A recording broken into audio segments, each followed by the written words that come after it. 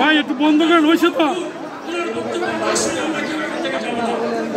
বক্তব্য শোনার জন্য আপনার সমাপনী শেষ হওয়া পর্যন্ত আমরা এখানে থাকবো এবং পরবর্তীতে বাইরে প্রচুর বৃষ্টি আপনারা র্যালিটা করবেন কি করবেন না সেটার একটা সিদ্ধান্ত আমরা নিব। সুতরাং এই পর্যায়ে যেহেতু আমরা মহাসচিব সাহেব অত্যন্ত ব্যস্ত আরেকটি মিটিং এ যাবেন গুরুত্বপূর্ণ টাকা নাই স্যারের কাছে শুধু আমাদের বিনীত একটা অনুরোধ থাকবে সেটা হলো আজকে আপনি আমাদের এই শিক্ষকদের সম্মানিত করেছেন এই বিশ্ব শিক্ষক দিবসে এখানে উপস্থিত হয়ে সেজন্য বাংলাদেশের 6.5 লক্ষ শিক্ষকদের পক্ষ থেকে আপনার প্রতি আন্তরিক ধন্যবাদ জানাচ্ছি। আপনাকে আপনার প্রতি আমরা কৃতজ্ঞতা জানাচ্ছি।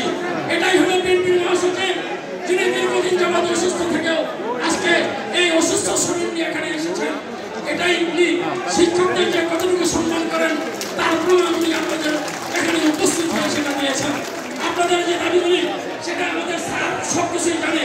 আপনাদের এই যে মিটিংয়ে যে শিল্পী সম্মেলন করবে ম্যাডাম খালেদা জিয়া যেখানে বলেছিলেন আমার সীমাবদ্ধতা দেশে আমি শিক্ষকদেরকে সম্মান করতে চাই। সুতরাং আপনাদের যে চাকরি জাতীয়করণ সেটা আমি যদি আবার ক্ষমতায় যেতে পারি আপনাদের চাকরি জাতীয়করণ করবো আমি সেটা আমাদের নেত্রী বলেছিলেন। আবারও বলেছিলেন যে যদি আমি ক্ষমতায় যাই তাহলে আরো বেশি বড় পরিসরে আপনাদেরকে নিয়ে সমাবেশ করে আপনাদের বাদ বাকি যে দাবিগুলি সেগুলি কিভাবে পূরণ করা যায় সেটাও আমি ঘোষণা দেব। এই হলো দেশনেত্রী বেগম খালেদা জিয়ার বক্তব্য।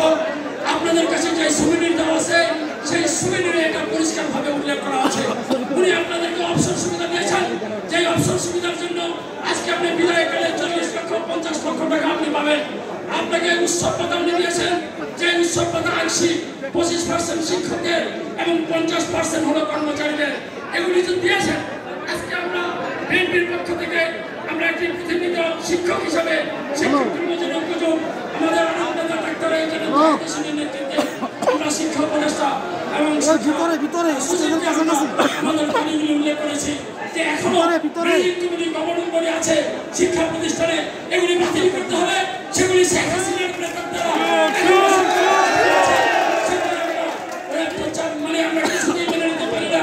আরেকটি হলো শিক্ষা সচিবকে কথা পরশু দিনে বলেছি যারা 4 তারিখে ছাত্র জনতার বিপক্ষে অবস্থান নিয়ে শিক্ষা অধিদপ্তরের সামনে যারা তারা স্লোগান দিয়েছে ছাত্র জনতার বিপক্ষে আজকে সেই ব্যক্তিরা এখনো শিক্ষা অধিদপ্তরে সেই ব্যক্তিরা এখনো সার্বজনীন শিক্ষা অফিসে